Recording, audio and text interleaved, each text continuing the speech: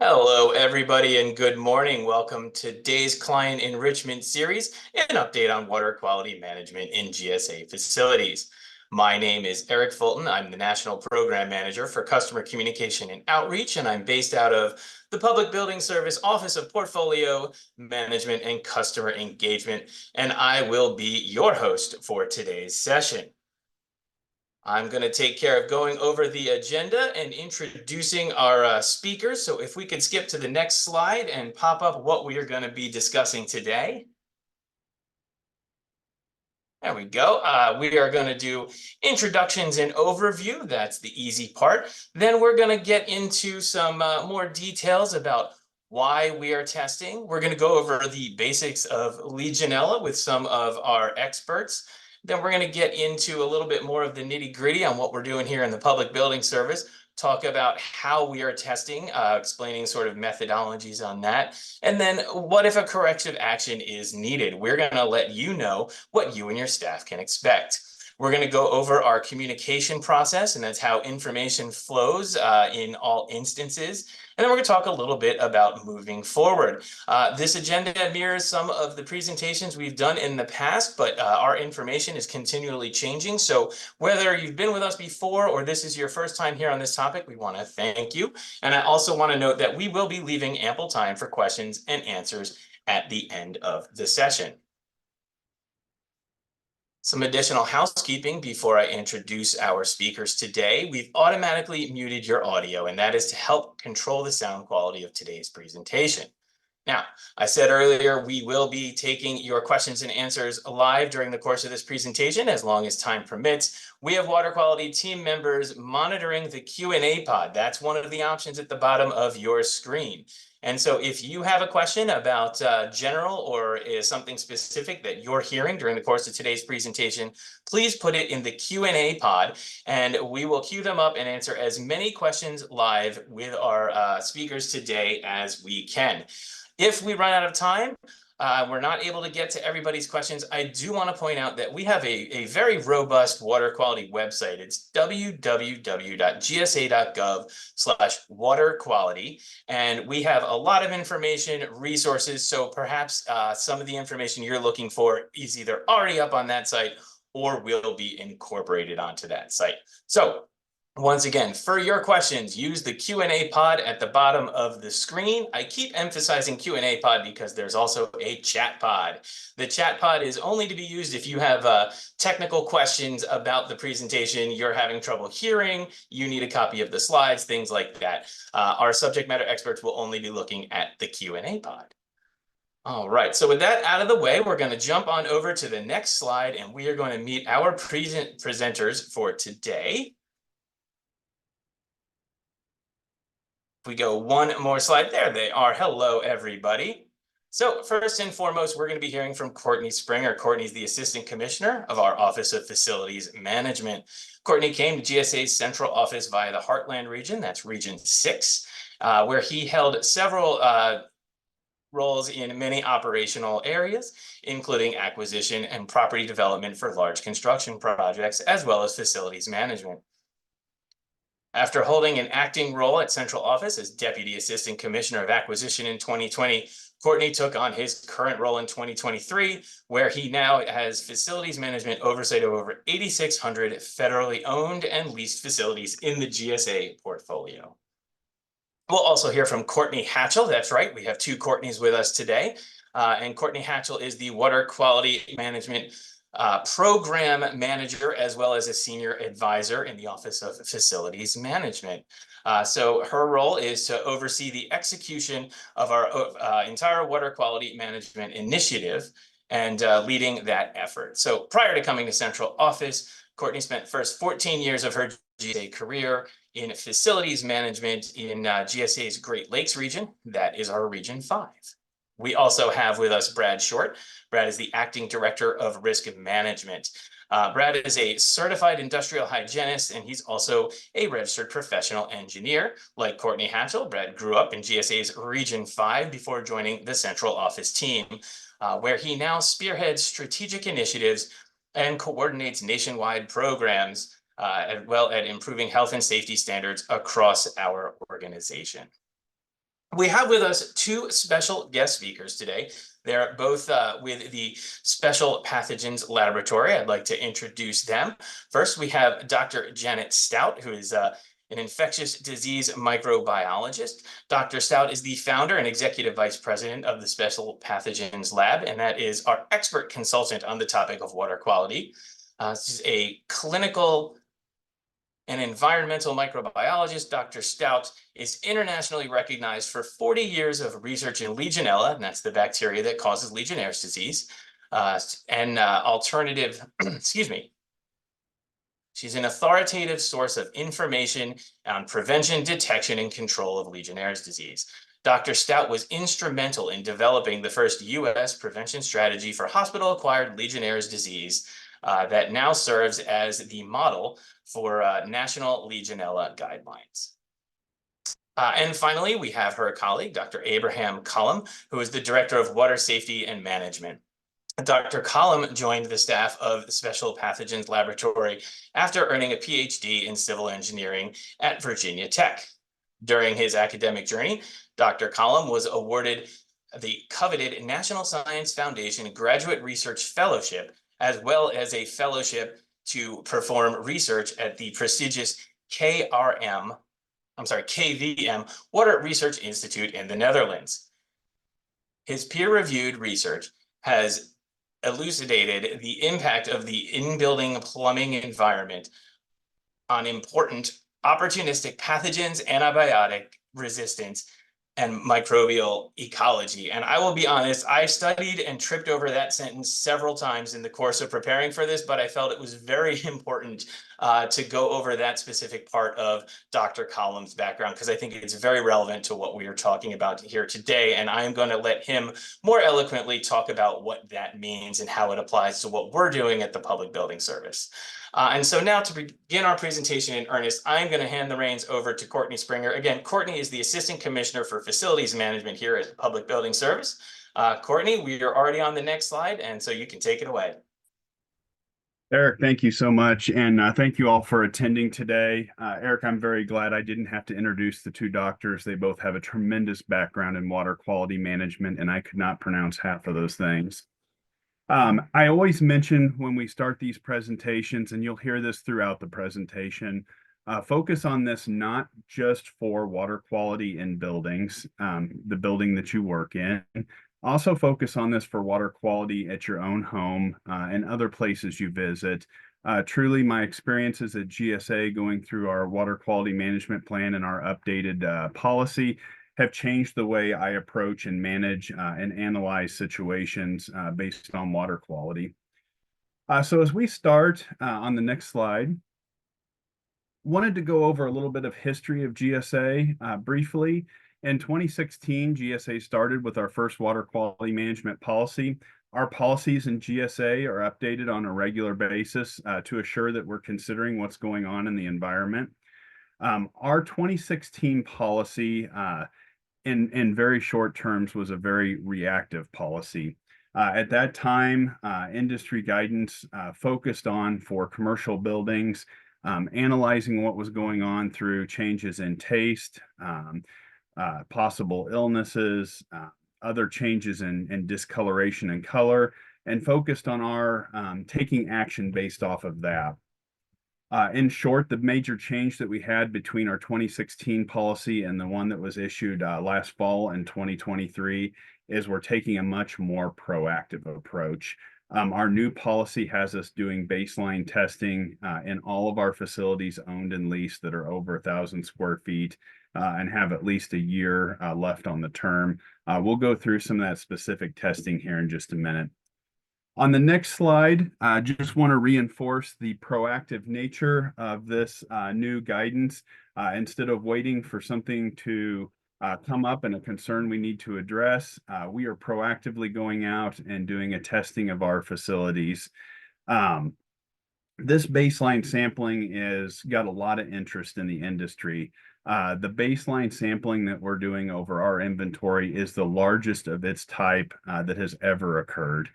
Maybe the next closest would be some efforts that the VA hospital did and some efforts that the state of California did. But nobody is doing a baseline testing across an inventory as far and wide as we are. On the next slide, just want to give you a little bit of idea of what we're focusing on. So again, facilities over 1,000 square feet. We take out of the equation anything that doesn't have a drinking water outlet, anything that doesn't have at least a term of a year left on the lease. And we're focusing in on those buildings and determining what our next steps need to be. So based off of the baseline testing, we will have a tailored approach for each one of our facilities. We're focusing in on those. Some of them may be water quality management plans. Some of them may be ASHRAE 188 and 514 plans. We'll get into what those are here in just a few minutes.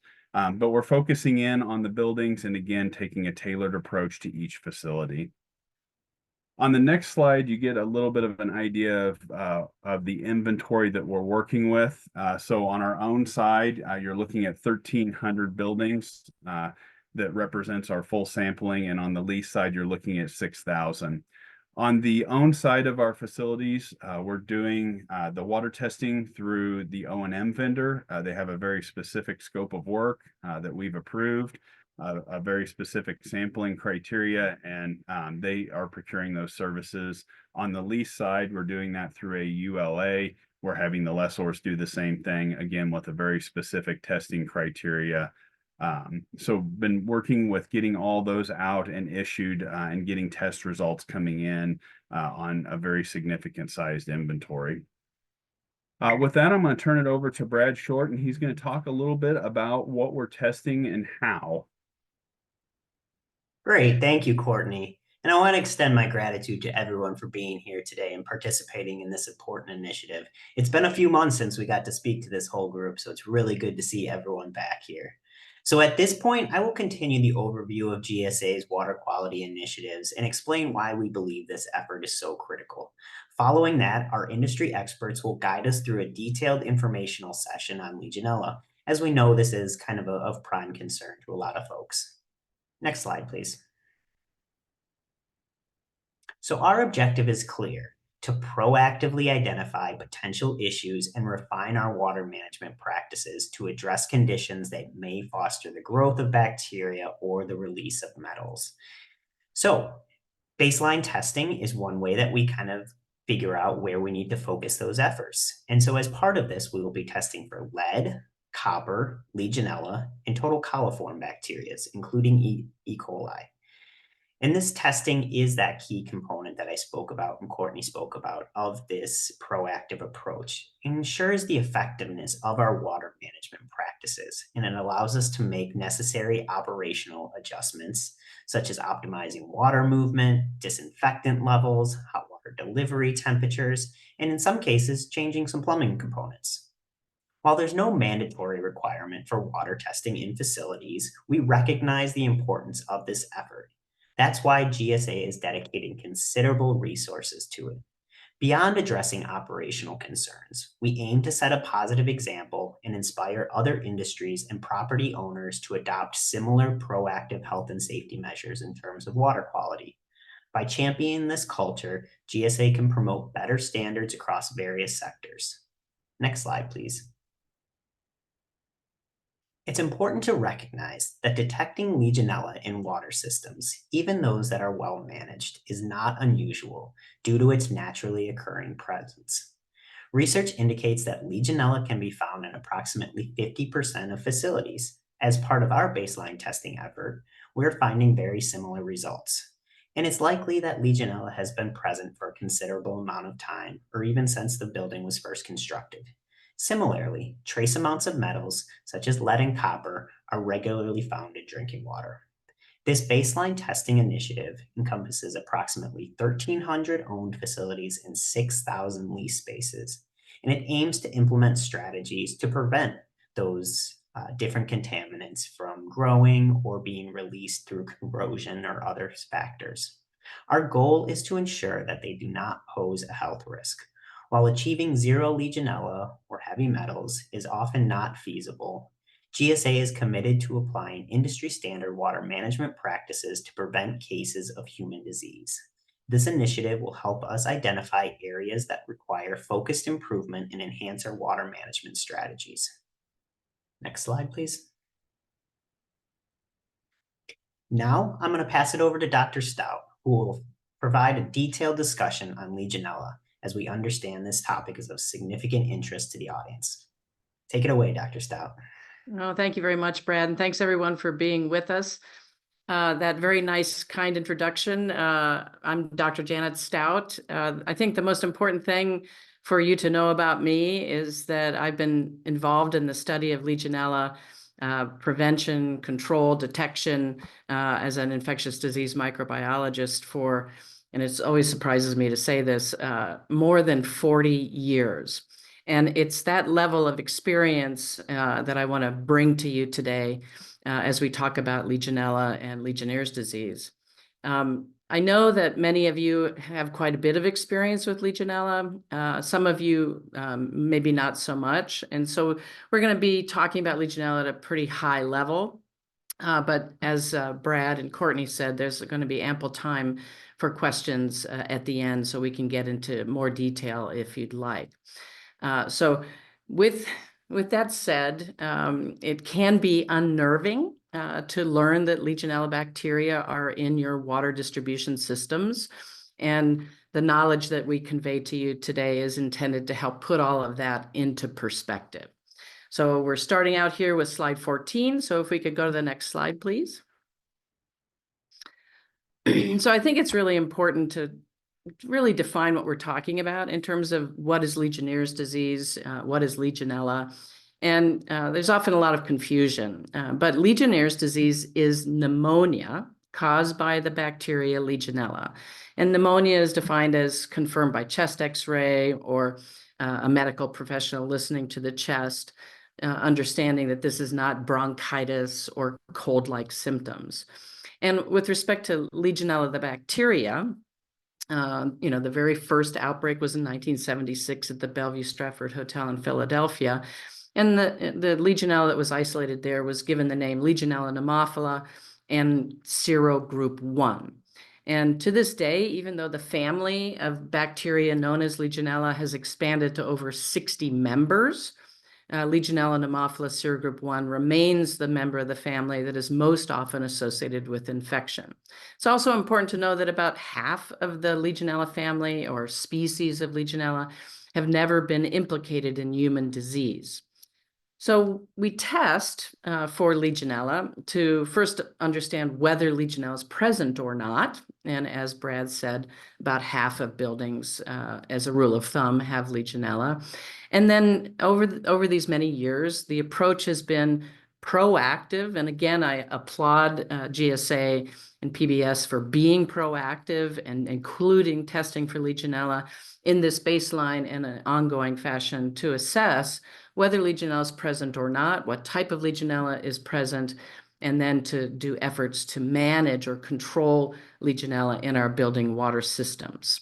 Next slide, please. When Legionnaire's disease occurs, and the first point I want to make is that it's rare. Studies that our group and others have done looking at pneumonia in the community have shown that only about 2 to 5% of cases of pneumonia are actually Legionnaire's disease. So when Legionnaire's disease does occur, who gets Legionnaire's disease? And that's what is known here as risk factors. So it means that all of us have been exposed to Legionella in our daily lives in various manners, different locations. We've all been exposed, but only a very small number of people become ill after that exposure.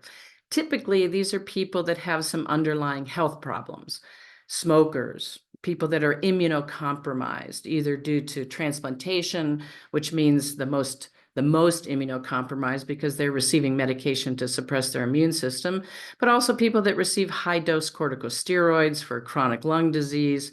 Diabetes is an immunosuppressive condition. And then, of course, cancer patients due to cancer chemotherapy. One of the very early risk factors that was identified and continues to this day is smoking. So I always tell people if they need another reason to quit smoking, this is one of them. So these are the types of individuals with these types of underlying conditions that, when exposed to Legionella in just the right sequence, can go on to develop illness. So that means that the majority of us that are healthy, even if exposed, do not go on to develop illness. Next slide, please. So again, being older, and CDC defines that as greater than 50 years old, is elderly. I always say I object a little bit to that, but that's the statistic, in case any of you are 51 years old and don't consider yourselves elderly. The majority of people that get Legionnaire's disease are men. No one has really defined why that is. But as you can see, 62% of those that get Legionnaire's disease are male. This particular type of bacterial infection due to Legionella bacteria, when it happens, is a severe form of bacterial pneumonia and often sends the individuals to the hospital. And many of them end up in the ICU. Sometimes that's due to delay in making the diagnosis and a delay in getting appropriate antibiotic therapy. But suffice it to say, when Legionnaire's disease occurs, it is a serious infection. In the community, when people get Legionnaire's disease, about 10% will succumb to the infection. A lot of the research that we've done and others has been focused on hospitals and the presence of Legionella in their water distribution systems. And when patients that are hospitalized for other things get exposed to Legionella bacteria from the hospital water system, about a third of those patients will go on to die from that infection. So Legionella in hospitals is a very, very important area for control, and really has been the focus of research and guidance for many, many years. Next slide. So I mentioned that Legionnaire's disease is actually a rare infection, and this slide really helps to explain why that is. 3 factors have to come together in just the right way and just the right timing in order for illness to occur. And this partially explains why it's such a rare infection. So the first thing is Legionella in the water supply at all? And is it a disease-causing strain? The second factor is it has to get from that water into the lung. And so, for example, if Legionella is in a puddle on the floor, no one's going to get sick. And then the third factor, and probably the most important factor, is who is exposed. And we just talked about those that are susceptible or more susceptible to going on to develop illness. So each one of these things, disease-causing Legionella, gets into the lung of the right person, the susceptible person. Those 3 factors have to come together in just the right way and timing in order for disease to occur. So this helps you understand why Legionnaire's disease is a rare infection. Next slide. So I wanted to sort of explain to you a little bit about where the bacteria Legionella come from when we detect them in our buildings. And so going from left to right, Legionella's journey starts in natural source waters. So very early in the research of Legionnaire's disease, investigators found Legionella in lakes and rivers. And very, very low numbers, not an infectious source. That water goes to our water treatment plants, where typically chlorine is used as a disinfectant. Again, it's cold water, very, very low amounts of Legionella detected there. But because Legionella is more tolerant to the levels of chlorine at our municipal water treatment plants, it makes its way out of the treatment plant into those distribution networks of pipe that go through our cities across the United States. And when samples are tested in that distribution line, which again is cold water, not hot water, typically it's about 2 to 5% of those samples will be positive for Legionella. So very, very small amounts, very unusual to detect it. And then that water then comes across the meter at our building. So the cold water enters our building and then is distributed throughout the building. When we sample the cold water entry point of buildings, most of the time Legionella is undetectable. So the concept is it's there, but in such low numbers, it's not detectable in that cold water as it comes into our buildings. if Legionella finds a home in our buildings, typically it's in the warm water distribution system, where for any bacteria, it likes that nice warm temperature, the nutrients it finds, and the other microbes. And so this is the reason why complex building water distribution systems, especially warm water systems, are a home for Legionella, and where Legionella can grow or amplify if Legionella is present.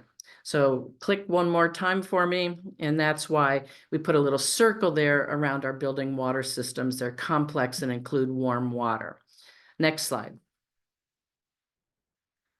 So I wanted to just say one thing about construction. And actually, this also relates to a myth from the old days that Legionella was only found in old buildings.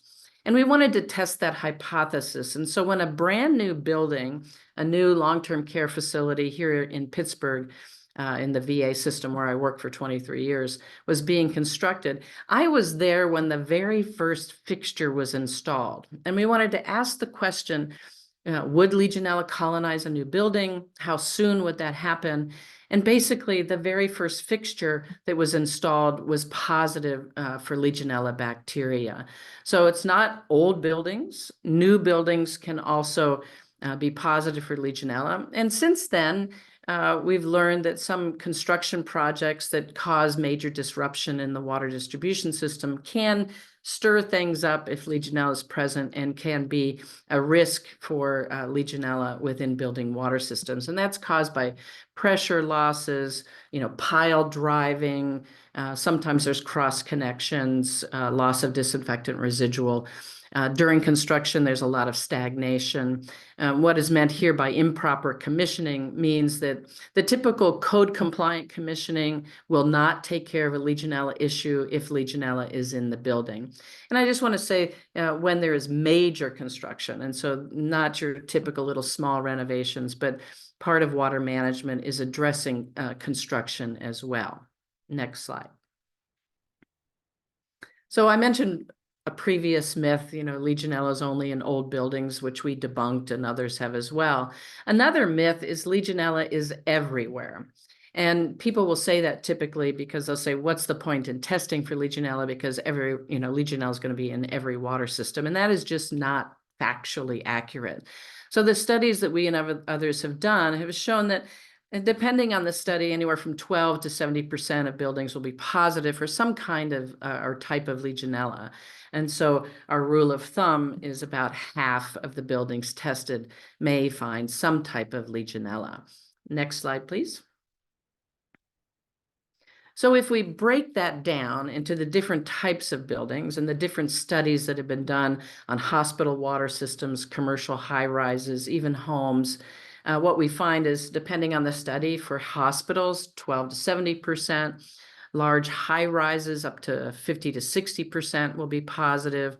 Homes, that probably surprises you. But once we saw that Legionella was in hospitals, we asked the question, could it be in simple residential homes? And in the Pittsburgh area, our study, we sampled almost 300 homes, and only 6 to 10% of those homes had Legionella in them. So what we took away from that is that large, more complex hot water recirculating systems are more prone to Legionella amplification than small residential homes.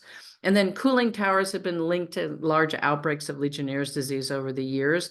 And samples that come into our laboratory, about 30 to 50% of those cooling tower samples will be positive. So again, not every building water system, not every building water type, or not every cooling tower is going to be positive for Legionella. Next slide, please. So just delving very briefly into the environmental microbiology of Legionella. Again, it's 3 factors that contribute to whether or not, if Legionella is present, it will grow or amplify in our building water systems. So the first one, and probably one of the most important things, is temperature. Legionella likes warm temperature. So sort of think about body temperature around 100 degrees is optimal for Legionella to grow. And oftentimes our building codes require, don't exceed a certain temperature. at the hot water fixture. And so that means that a lot of our warm water distribution systems can be in this ideal temperature. And water management seeks to sort of push that temperature higher.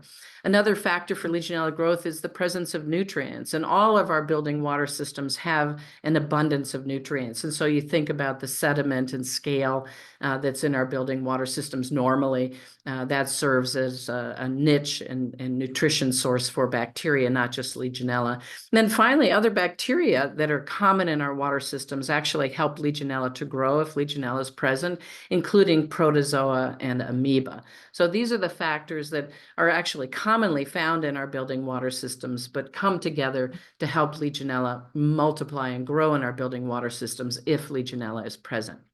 Next slide, please. So I mentioned temperature. Warm water temperature near 100 degrees is where Legionella likes to grow. And so the focus really historically has been on warm water systems. Cooling towers also have this nice warm basin of water, our hot water recirculating systems, hot tubs, where that water is warm. I mentioned to you that the cold water supply, the main supply coming into our buildings, is often negative for Legionella because the conditions just really aren't there to amplify. We have found Legionella in cold water sources, but they are far less likely to be a source of exposure and risk for disease than warm water systems. Next slide, please. So again, I just really am very excited for what GSA and PBS are doing in having this proactive water management approach that includes Legionella testing.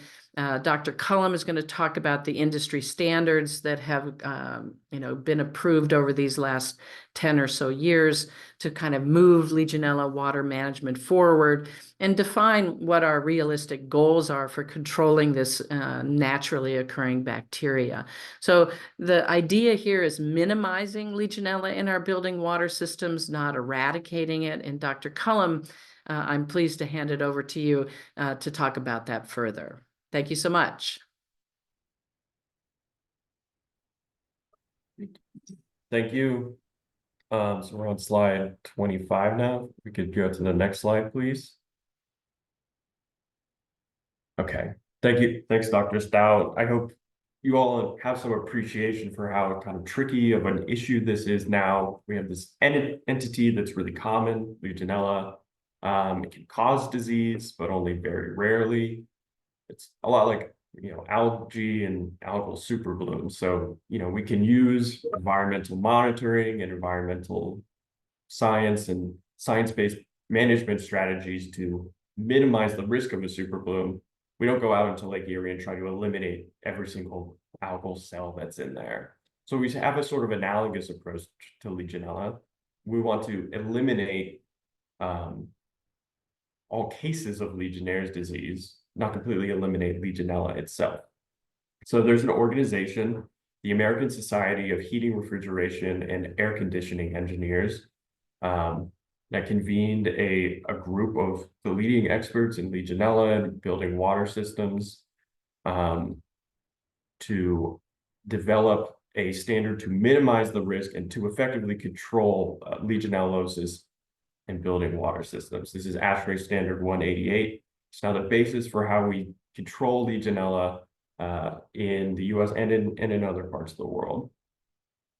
So this has been largely siloed within healthcare. It's largely practiced within healthcare. Sort of research and guidelines that have been developed for water management have mostly been specific to healthcare because healthcare has that higher, concentration of immunocompromised individuals. So sort of applying that legacy here is actually a pretty conservative approach. So ultimately what we're talking about today is implementing this approach and a different range of buildings at the largest scale that we've ever seen. So this is not really playing catch up. This is, excuse me, really ahead of the curve, which is part of the reason why Dr. Stout and I are excited to be here talking about this. Next slide, please.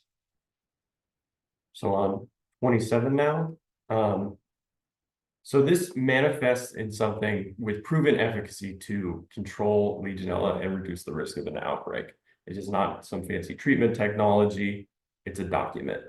And it organizes the sort of knowledge about building water systems, Legionella, in a healthcare facility, maybe infection prevention, all of that knowledge and know-how into the actual activities that are going to do the management of Legionella and water system.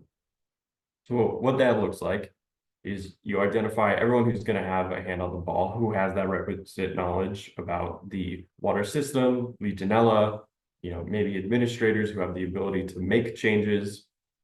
And then you identify the water system that we're supposed to be managing.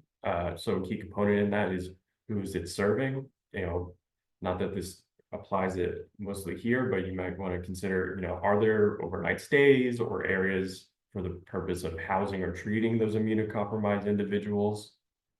And then what the water system actually is. So where it's treated, particularly where it's heated, and then how it moves throughout the buildings. Once you have that understanding, you would start to identify where are those key vulnerabilities in the system for Legionella growth. Where those conditions Dr. Stout described applied. So, for that water heater, that provides the potential for water to be sort of in that bathtub, lukewarm range that Legionella really likes. And then from there, you get a plan in place to minimize all of those vulnerabilities. So for that hot water heater, specifying, we're going to make sure that get the hot water heated above the range that Legionella likes to grow in. So you do that for the whole water system, you get those operating goals and control limits in place, and then you monitor lots. You specify where you monitor, so what water heaters you're going to monitor, how frequently you do that monitoring, and how you actually do it. And then you make sure that the plan is actually working as you wanted it to by testing for Legionella. Making sure that all of that planning you've done is actually manifesting the way you want it to. And then finally, as a part of these water management plans, you have some sort of corrective action or response plan to when something is out of sync with your goals. So say that water heater is not at the temperature that you wanted it to be at. You're not delivering water at the temperatures you wanted to deliver it at, or you're finding Legionella in excess of a threshold that you specified. Next slide, please. So on 28 now, that's not just a once through process. Again, this is a sort of activity and a document that focuses everyone on controlling Legionella, but not panicking about it. So you have some understanding of how the water system operates, where the vulnerabilities might be. You get a plan in place to control it, but then you use data on how the system is operating and whether or not Legionella is actually being well controlled in order to update that understanding and sort of go back, update your understanding of the water system, perhaps change your control measures. It's about just getting everyone focused on this issue who has the knowledge and desire to reduce the risk of Legionnaire's disease. Next slide, please. I know this is a lot for a short session on Legionella 101, so I'm just going to hit sort of the key points again. Legionella, it's a genus of bacteria that can cause pneumonia specifically, or most commonly in immunocompromised individuals. But it is also an extremely common bacteria in drinking water, in clean drinking water in the US and throughout the world. So we test for it to define what needs to be done, not because we need to completely eliminate it, but to just get a sense of sort of where we are, what the baseline is for a particular building. Once we have that sense, we don't eliminate Legionella through that sort of water management approach I just described. Before I hand that off, I'll say congratulations. You know more about Legionella than 99% of the world. Congrats on that. And as I said, this is, we believe sincerely, a really important step forward in building water quality. So I want to thank you all for, being here and participating in that. All right. Thank you, Dr. Cullum and Dr. Stout, for such a helpful and informative presentation on Legionella. I know that I really get some new information each time I hear your team present, so it's really great that everyone got to also share in that information today. Okay, so now let's dive into the details of the testing process a bit more and what your team can expect when this happens in a facility that you're associated with. So this initiative, like we've kind of said before, represents a significant step forward in ensuring the safety and quality of our water and our systems. And we're committed to thorough and effective testing. And I'm enthusiastic to share kind of how this will be implemented and what you can expect. So next slide, please. So to begin the process, once a testing date has been set, the facility manager will notify agency points of contact for the facility. If the date is scheduled well in advance, GSA will also send out a reminder email right before the test date, outlining expectations for the testing event. Before testing, all fixtures can be used as normal. However, approximately 8 to 18 hours before testing, GSA or the testing company may put signage up on fixtures to be tested to ensure that water remains stagnant before sampling. This will help ensure proper sampling protocols, especially for metals. Please have employees follow any posted signage. Next step, please.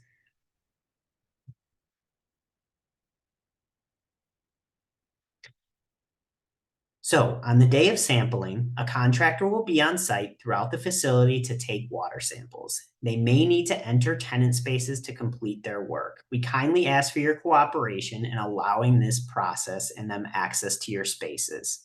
As mentioned in the previous slide, there might be signage posted on certain fixtures until samples are taken. Once the signage is removed, employees can resume using all fixtures as usual. Next slide, please. So once sampling is complete, our qualified contractors will send the samples to certified laboratories for analysis. Depending on the specific parameters being tested, it will take approximately 4 weeks to receive the report. If any issues are identified, the contractor is required to notify GSA immediately, so we can then notify tenants and promptly take corrective actions. As you can see from this infographic, if any results are not within the GSA established targets, action will be taken and then verification testing will be performed to ensure those corrective actions were successful. Next slide, please. Now let's talk a little bit about the corrective actions that will be taken if water results are above GSA established targets. Next slide, please. Our first step in the process is to inform occupants of the situation. Our goal is to provide immediate notification within 24 hours, just letting you guys know that there's an issue and that we're working on a plan, and then a more detailed notification with the proposed plan within 3 days. Short-term corrective actions will likely include flushing the system, adjusting hot water delivery temperatures, checking disinfectant levels, and after these steps, we'll resample the water to ensure that the corrective actions have been effective. However, as you can see from the image, please be aware that this is often an iterative process that may require several different corrective actions and resampling events to address the issue. Additionally, several facilities will look to implement long-term water management plans based on the results of the baseline testing and also based on the configuration of the facility, based on what Dr. Cullum just shared. At this point, I'm going to pass it over to Courtney Hatchell to discuss the communication strategy in more detail. All right, thank you, Brad. We can go to the next slide. So as mentioned before, my name is Courtney Hatchell. I'm Senior Advisor to the Office of Facility Management and kind of ringleading this water quality management sampling effort. I also want to thank all of you for attending today to learn a little bit more about this pioneering effort that GSA is undertaking. And before we move on to our question and answer period, I am going to talk a little bit about communications and some of our next steps. So as you can see, this slide lays out the general notification process that we've established around once we've received the results of our baseline testing. Oh, this process is tied to GSA's Drinking Water Quality Management Policy, PBS 1000.7A. It is also in accordance with PBS's Risk Management Notification Policy and 29 CFR 1960, which addresses the procedures and requirements of the Occupational Safety and Health Program for federal employees. The established timelines address the sense of urgency around exceedances by requiring notification of preliminary results within 1 business day and formal notification of testing results and corrective actions within 3 business days. So as you can see here, that we'll let everyone know when the test is scheduled. That's a general notice sent to all occupants in the building. We'll let you know when the test is occurring. So that's a reminder that's sent the day before the test happens. We'll let you know the test is underway, so you'll see that via signage placed throughout the different fixtures being sampled. And then the next expectation would be that a notice of an exceedance would come through. So as soon as we get immediate results back, we're going to share with you, we have some exceedances, here are the corrective actions that we're taking. And then finally, formal notification, which lists the specific exceedance locations and the specific corrective actions that we're taking. All of this is underlined by a customer dashboard that we've created that I'm going to talk a little bit more in detail about on a future slide. This dashboard for your specific agency is going to provide you, for any location in which you're located, all of the information regarding scheduled testing, the status of testing results, etc., for that specific spot. And again, I'll talk a little bit more about that. So we can go to the next slide. And this is slide 38.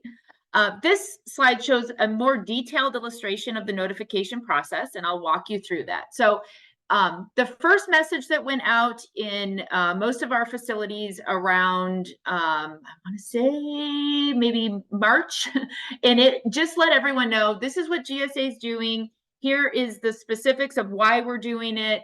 This is when you can expect to hear from us next, which would be the notice of when the test is going to be happening. So that will go out typically 5 to 7 business days before the test is scheduled, so that you have an update like, okay, I know in my facility this is about to be happening. The next reminder email should go out 1 day prior to the test actually taking place. And again, you'll start to see signage in the facility marking off those specific fixtures. In addition, then you will not hear back from GSA until the results are received. And as Brad indicated, that's typically 30 days after the samples have been taken.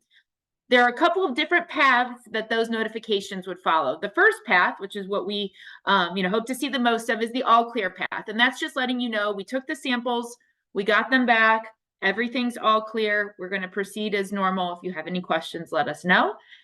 The next path is the corrective actions are needed path. So upon immediate notification, we let you know we've gotten some results back. We're putting together our game plan around them. We will be contacting you in 3 business days with the specific location of those results, as well as the corrective actions that we are taking. In the meantime, making sure that any necessary corrective actions to protect you immediately have been taken.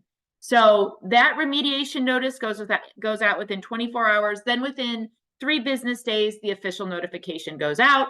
We'll then circle back to when we will conduct follow-on testing. So again, you'll get the notice that an upcoming test is happening. We'll let you know, a day before when it's actually happening, so you can be prepared for the signage, etc. So it does kind of follow this circle, and that's what you should be on the lookout for. Next slide, please.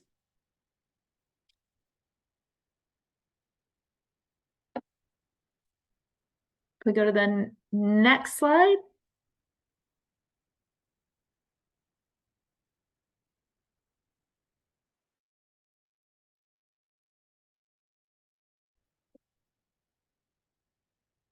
Are we able to go to the next slide? Oh, there we go.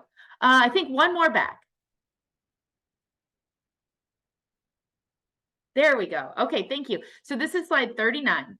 To reiterate, GSA's Drinking Water Quality Management Policy and our Risk Management Notification Policy, as well as 29 CFR 1960, GSA is required to notify at the tenant level. So this is the building occupants, and those policies require that we notify within specific timeframes. That notification will be conducted by local building managers and lease administration managers. They're the ones that you're going to get that direct communication from. At the national level, we have our national account staff, which communicate with our national headquarter level customer contacts.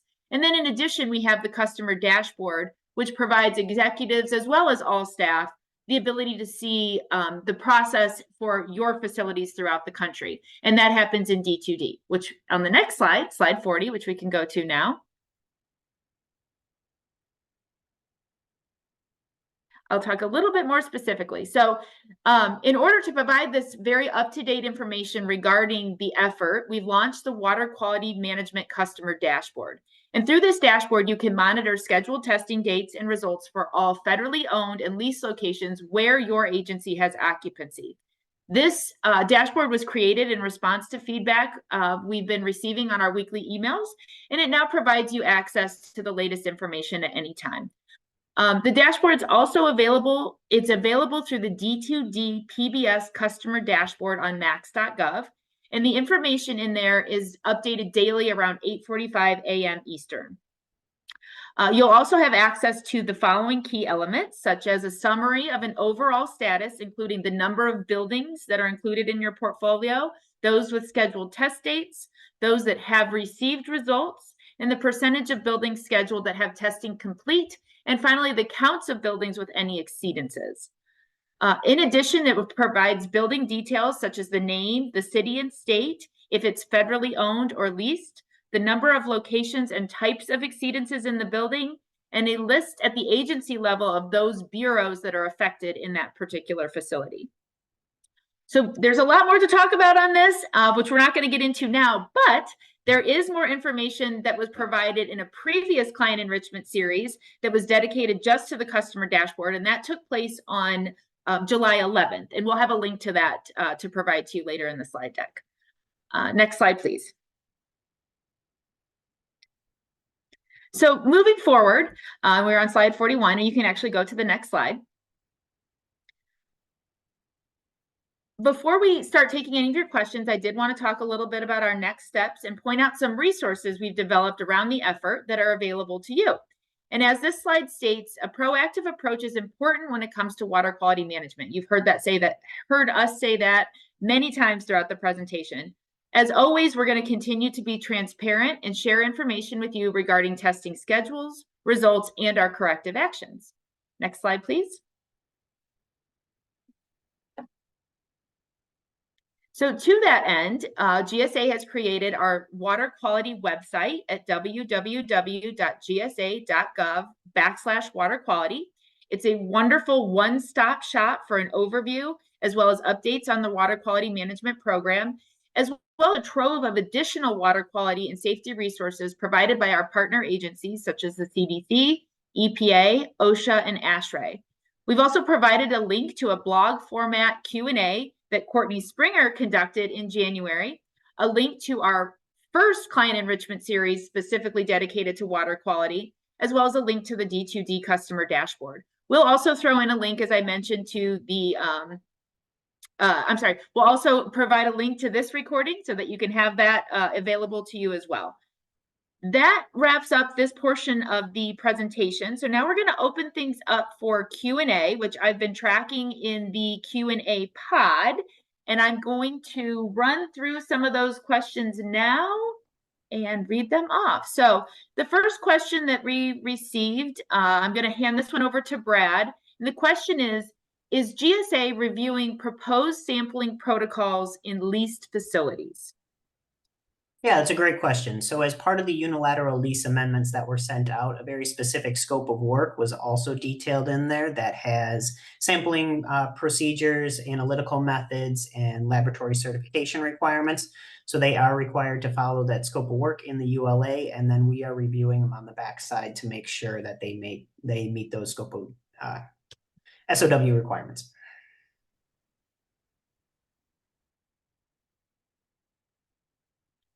Okay, thank you, Brad.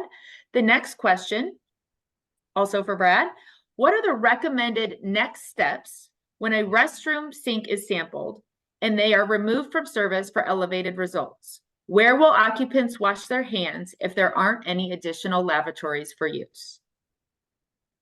Yeah, it's a good question. So typically our scope of work doesn't recommend or doesn't require restrooms to be sampled. They pose a very low risk of exposure, so we did not include those in our sampling protocol.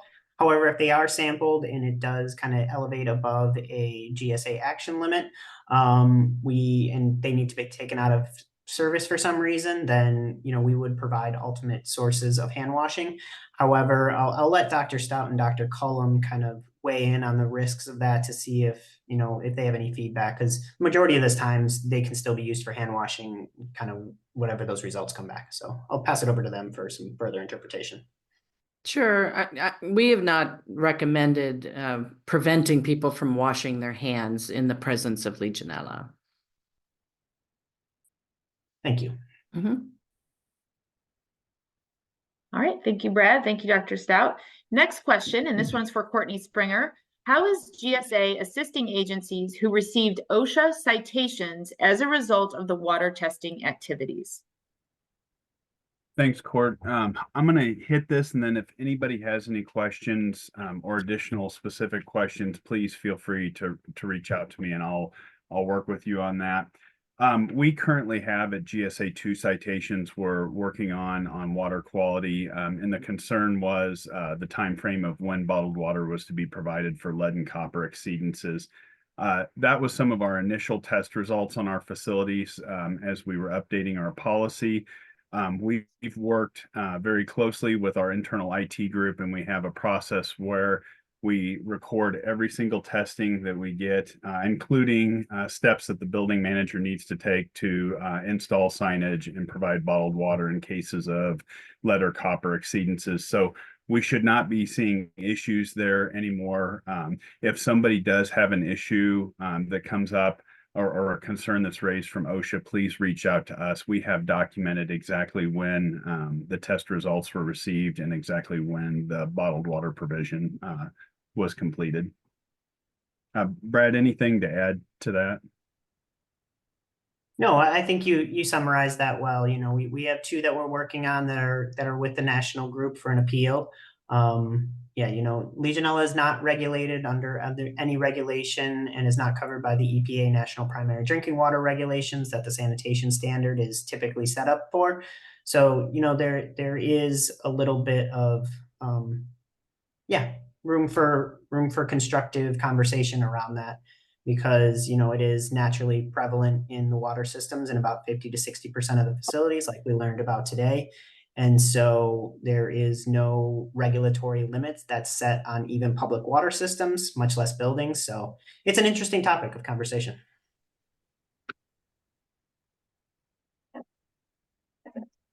Okay, thank you, Courtney and Brad. The next question came in 2 parts, and I'm going to direct this one as well to Brad. So the first part is, after baseline testing has concluded and the building water system is determined to be within control limits, what is the frequency of sustained sampling and monitoring? And then secondly, is there a difference between GSA owned and leased buildings regarding sustained sampling and monitoring? Yeah, it's a great question, Larry. So basically, this is our first cross-sectional study to see what basically the baseline of this water quality initiative is going to look like. So this is the largest cross-sectional study that any property or any organization has really ever gone out and undertaken. So we're going to take all that information back and analyze the data to see what that looks like, and then make educated decisions about what to do forward. So I don't want to convey the expectation that this is going to happen on an annual basis in all facilities or anything like that, because realistically it's not going to, but we will learn from what we have gathered so far. And then, like Courtney pointed out earlier, we will make tailored approaches for specific facilities based on those results. Thanks, Brad. I'm going to move over now to Dr. Stout and Dr. Cullum. The question is, if Legionella is present in warm water systems, is it beneficial to have the hot water heaters cleaned out on a regular basis? Well, I'll give you some history on that, and then Dr. Cullum can talk a little bit more about it. So early on in the study of Legionella, we first thought the hot water tanks were this breeding ground for Legionella, and that it was important to clean them, routine maintenance, dump them, sort of flush them out. But actually that did nothing downstream to control Legionella. So recommendations around managing hot water tanks are important to sort of limit Legionella at that location. But the important concept here is what's going on downstream, beyond the hot water tank, beyond the hot water recirculating line, at the fixture. You sort of think about it as two separate locations. The most important is really the point of use, right? Well, what an individual is being exposed to at the point of use. So you want to add to that, Dr. Cullum? Yeah, just as a general measure, flushing out a hot water heater tank once a year is generally good practice. A lot of sediments can accumulate at the bottom of those, which can contain, not just Legionella, but other things we're concerned about, like certain inorganics and metals. So it's good practice to flush those out annually. You don't have to go through and get them, professionally cleaned or scrubbed out. But as Dr. Stout said, that alone is, not going to determine what Legionella is going to look like in the whole system. And just one more thing to add, one of the main things that we do is control the temperature in those hot water tanks to make sure that those are stored at the correct temperature so issues don't develop in the first place. And that's kind of one of the main control measures that we put around our hot water tanks.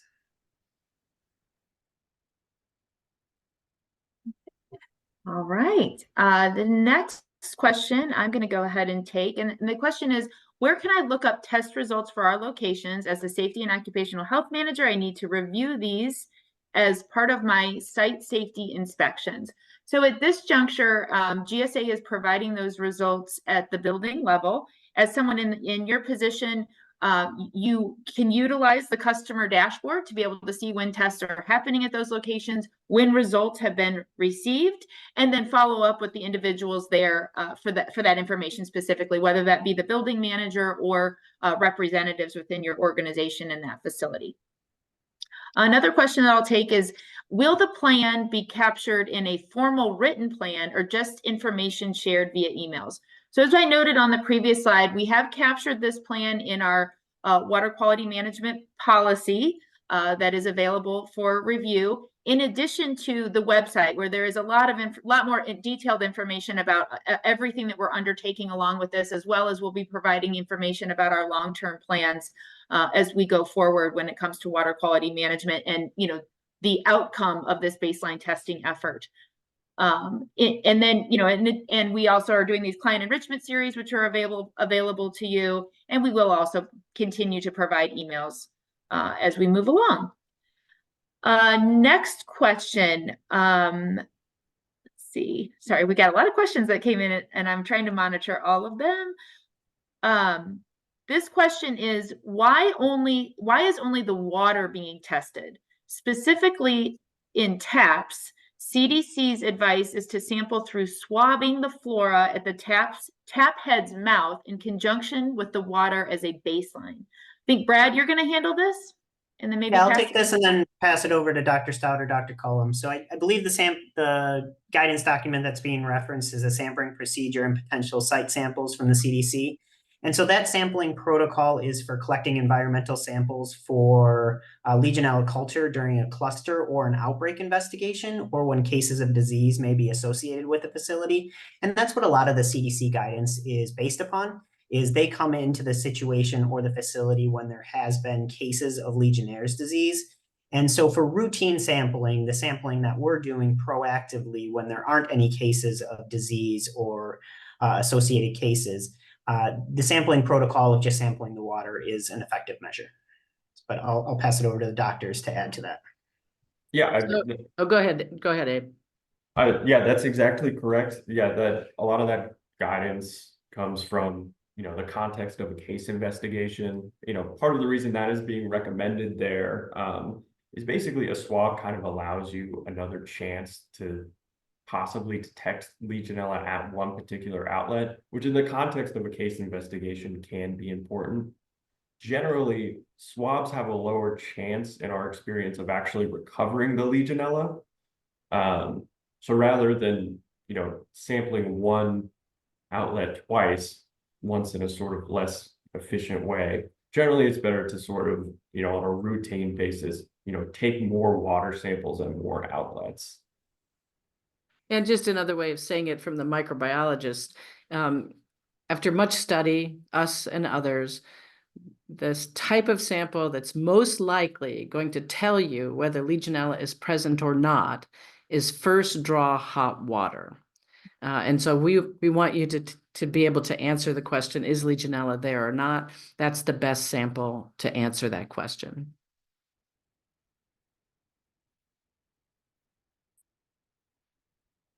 Okay, thank you. Next question, and we'll go to Brad for this one. Why is free chlorine not being tested to ensure chlorination distribution of free chlorine throughout the facility? This will give an idea if the facility requires a secondary system. Yeah, this is a great question. Again, I'm going to tag team the doctors on this one. However, that's one of the first things that we do if we see elevated results that are above GSA action levels is we check those chlorines. We check those hot water delivery temperatures. And we'll often employ something called a unidirectional flush that kind of starts at that incoming service line, checks that chlorine, and makes sure that that chlorine makes its way through the system. And that's kind of our disinfectant product that the drinking water treatment plant has added to provide protection throughout the system. So that's one of the first steps that we do take as part of those corrective actions. So it is an important step. And that's something that we based our flushing program on during the pandemic when we had low occupancy in a lot of our facilities was we were measuring chlorine and determining flushing rates based on that. And that's kind of a way just to check on freshness of the system. Yep. Dr. Cullum, you want to add to that? Yeah, one sort of nuance I'll add to that is that in a beaker, I add to the lab with some relatively clean drinking water. I put it on a shaker table. I add some Legionella. I add some free chlorine there. The free chlorine can do a pretty good job of taking away the Legionella, but that sort of beaker does not resemble our buildings. Our buildings are not homogeneous, sort of well-mixed systems.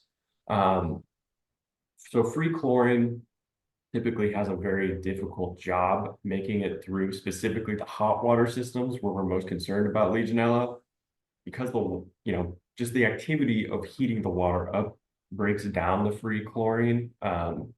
So in those systems, typically we don't expect to have much free chlorine generally, and if it is there, we're not really relying on it to control Legionella at those locations, at those critical locations. Yeah, anything you want to add to that, Dr. Stout? Well, there's a little bit of myth fact here that comes to my mind. People have said that if there's a free residual chlorine level of 0.5 milligrams per liter coming into the building, the implication is that Legionella wouldn't be a problem in that building.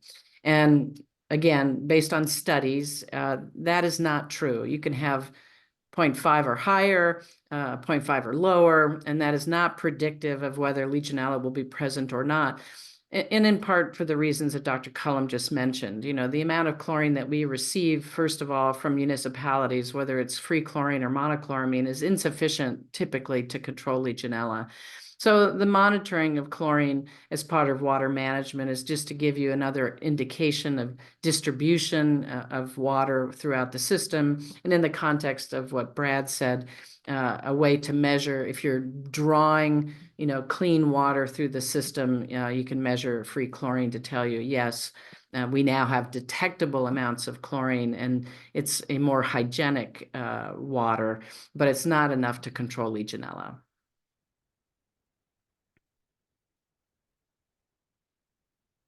Okay, thank you. While we have Dr. Stout and Dr. Cullum speaking, I'll ask this next question. Is taking a shower the greatest risk to contract Legionella or Legionnaire's disease? Does adding a basic shower filter reduce that risk? So I'm going to speak to the history of that. And for a long time, and we were somewhat to blame for this because in the early 80s, we said, oh, there's Legionella in the shower, kind of look out. Well, subsequent studies actually doing case control studies of hospitalized patients asking, did the people that got Legionnaire's disease shower and that's why they got it or not. And one of the surprising findings of that is actually showering was protective, meaning that the people that got Legionnaire's disease didn't shower. They were too sick to shower. So that's one of the first indications that aspiration was a major source of transmission for Legionella in hospitalized patients. And so I take that and other studies to mean that, while when we're in the shower, we know that we can inhale mist, and that's one of the modes of transmission for Legionella. It's not in and of itself the most dangerous activity. Dr. Stowe, while you are speaking, would you talk about some of those more dangerous fixtures, some of those unique water fixtures that maybe ASHRAE 188 kind of focuses on, to give people perspective of some of the ones that we often look at when developing those plans? Sure, and then I'll ask Dr. Cullum to comment more, but over the years, people have looked for Legionella and drawn associations with certain types of fixtures. And going back to 2001, one of the first publications on it identified sensor faucets as having a more likelihood of having not only Legionella, but another bacteria, Pseudomonas aeruginosa. And when you look at these types of fixtures, and this was also true looking at regular aerated fixtures versus laminar flow fixtures, the more complex, the more pieces and parts, the more surface area for Legionella and other bacteria to grow, increases the chance of these bacteria finding a home there. And so that's true for sensor faucets. They're much more complex than standard manual dual handle fixtures, as well as laminar flow devices. And so we've learned a lot about fixtures and how they can contribute to bacterial colonization, which is an area of expertise for Dr. Cullum. Thank you. Yeah, I'll first I want to address the point on the sort of basic filter. So generally, most shower filters that are sold involve some sort of activated carbon.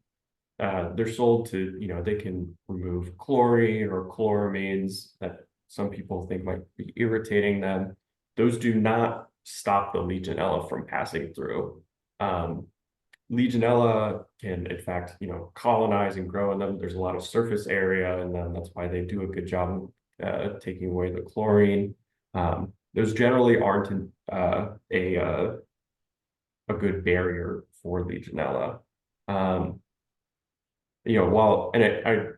just reemphasize, while showering, you can create more aerosols. Generally, it's going to involve hot water. Again, the risk of Legionella contracting Legionella at any given shower, even if Legionella we know is present in the shower, is extraordinarily low, just because this is such a rare disease and it takes such a confluence of very specific circumstances to actually result in an infection.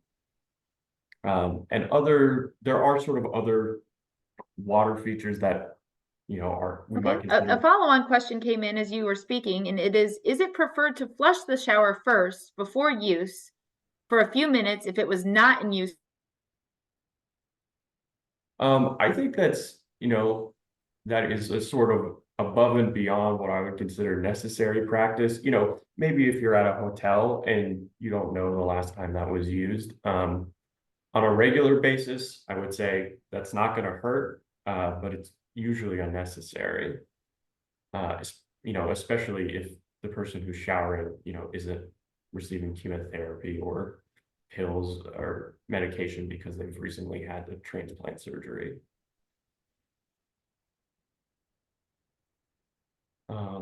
And then we'll stick with Dr. Coleman's down on this next one. Yeah. No, I'm sorry, just continue. No worries. I'm sorry, I interrupted. The next question is, what levels of Legionella, for instance, the colony forming units per milliliter, become concerning to the two of you, and what type of outlet or source do those typically come from? Go ahead, Dr. Cullum, I'll follow you. Perfect. So generally, there's not a great association between the levels of Legionella that you measure in one sample and disease risk. There are a lot of reasons for this, one of which is just how, rare, how many things have to come together for an infection to actually occur. Another is that these levels are very variable. So if you take, a sample and it's 2 CFUs per milliliter one day, I would not at all be surprised if it was non-detect or 10 CFUs 5 times higher the next day. These levels can just be very variable. Within the context of cooling towers, there are other thresholds that the Cooling Technology Institute and New York State and New York City regulations have sort of developed. Those you sort of start to, maybe start to disinfect around what we call 100 colony forming units per milliliter. But again, these are not health-based recommendations. These are not health-based thresholds. What we look at when we are assessing risk is more of what type of Legionella was found and how many places within a building it was found. And then, of course, who is going to be using those outlets? Is it, an office building, or is it an outlet at an oncology ward? I'll give one other example from the laboratory side.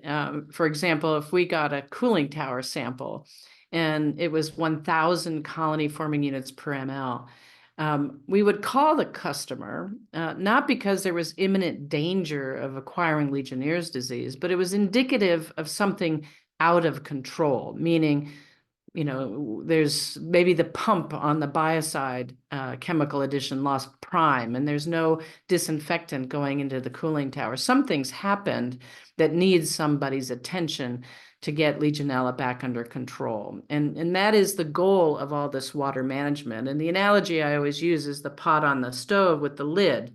All of our control measures, disinfection in cooling towers, is keep things under control. Don't allow Legionella growth to go unchecked. And any numbers that you see in guidance documents on target concentrations are, as Dr. Cullum said, these are targets to manage Legionella. They are not indicative and directly connected with disease risk. Despite people trying to make that association, there's no scientific basis for that. And that's really because those multiple factors have to come together in the right way in order for disease to occur. But thank you for asking that question. It's a common one. All right, thank you for answering. We're going to circle a little bit back now to notifications. I believe this question came in as I was speaking about our notification procedures, and that is, are they already in place or coming at some point in the future? If in the future, when will this start? So the answer is yes, but you might start to see it in different timelines depending on when your testing is scheduled. So like I said, in our own facilities, we sent a general notification to all facilities letting everyone know that we would be conducting this testing sometime within the coming months. That went out in April. I said March before, it's April. If you are in a leased facility, we have approached the release of our unilateral lease amendments in a phased approach. So we have just most recently sent out phase 5. Those followed about every month. So starting in February, every month, we released another number of those ULAs. When the ULA went out, that initial notification to the leases within that phase also went out. Within that, then there's a period of time that the lessor then has to review the scope of work, bring in a vendor, and get their testing scheduled. So the actual notification of the scheduled testing date would follow sometime after that. In our own facilities, you can expect to see a notification sometime in the near future if you've not received it yet, letting you know when that testing date is also scheduled. But again, those procedures are in place. Once the test has occurred, that the timeline that I laid out before around when there are exceedances. So if there's an exceedance, you get an immediate notification within 1 business day. You get a more formal, detailed notification within 3 business days. All of that is already in place. So hopefully that's answers that question. And there's more information regarding that that was provided in the previous client enrichment series session. In addition, there was another question that was asked more about some of our policies. I think it had to do with, I'm just scrolling through these. I'll come back to it. I did see another one come in that I was going to ask, and it says, if an employee files a workers' comp case for workplace exposure as a result of positive tests, and it's confirmed by DOL to be work-related, would that be considered a confirmed case of Legionella absent a positive UA and sputum culture? I'm going to turn that one over to Brad or the doctors to answer. Yeah, so confirmed cases are typically handled by the public health department, and it would be reported by the medical community, but Dr. Stow can talk much more intelligently about that process. Sure. So urinary antigen testing, so bits and pieces of Legionella come out of the body in the urine in cases of Legionnaire's disease. Remember, that's pneumonia caused by Legionella. So a person with a positive Legionella urine antigen test, that is a confirmatory test for Legionnaire's disease. So that would say, yes, this person has Legionnaire's disease. Other confirmatory tests are growing the bacteria from sputum and detection using molecular methods on sputum. The tricky thing about exposure to Legionella in people who are healthy and active is that exposure could happen any number of places. So we know that Legionella is present in lots of different building water systems, can be even present in your own home. So just the finding of Legionella in a water system and somebody who got community-acquired Legionnaire's disease does not in and of itself mean that the exposure and the disease source was that fixture in the GSA building. And that gets, kind of complicated and gets worked out by experts doing, consulting and in litigation and things like that. So I just wanted to point out that just because you find Legionella, somebody gets Legionnaire's disease, you don't know that that source was definitely the source of exposure. Thank you. And then I found the other question I wanted to answer. So that was, can we find the testing that you will be conducting for the baseline test on the website? Yes, that does lay out the different things that we are testing for as a part of the baseline effort. So you can find that on our website. I know we only have about 5 minutes left. So I think that unless there's something else that the panel wants to jump into, we might turn it back over to Eric to wrap us up and provide any final housekeeping details. Well, thank you very much, Courtney. And thanks to the entire panel for a wonderful and engaging presentation. There's our thank you slide. I know we muted everybody's audio, but I assume that everyone like me is giving you guys a round of applause. That was insightful. It was interesting, and I have sat through these and I still learned quite a bit. So first and foremost, I do want to thank all of our customers for joining us today and hanging around until the end of our 90-minute session. We do this for you, we do this because of you, and we appreciate your presence. And I do want to take a moment, of course, to thank each of our speakers from GSA, Office of Facilities Management, Courtney Springer, Courtney Hatchell, and Brad Short, and from the Special Pathogens Laboratory, we have Dr. Janet Stout and Dr. Abraham Cullum. Once again, we appreciate all of the questions, all of the answers, and all of the information that we heard today. A reminder, a copy of today's slide deck and as well as a link to the session recording will be sent to all registrants. We will also post it to our CES website. That's www.gsa.gov/CES. And I will also put another plug in there for our water quality website. It was mentioned a couple of times today. A lot of resources, a lot of this information is there. www.gsa.gov/water quality. We are constantly making updates, changes, and things to that to reflect current situations. So we want to make sure that you bookmark that and you come back. Moving on to other upcoming client enrichment series sessions, we have 2 on the books that we hope you will register and come back and visit us for. On Thursday, August 15th at 1 p.m. Eastern, we have the Workplace Innovation Lab, Insights and Applications.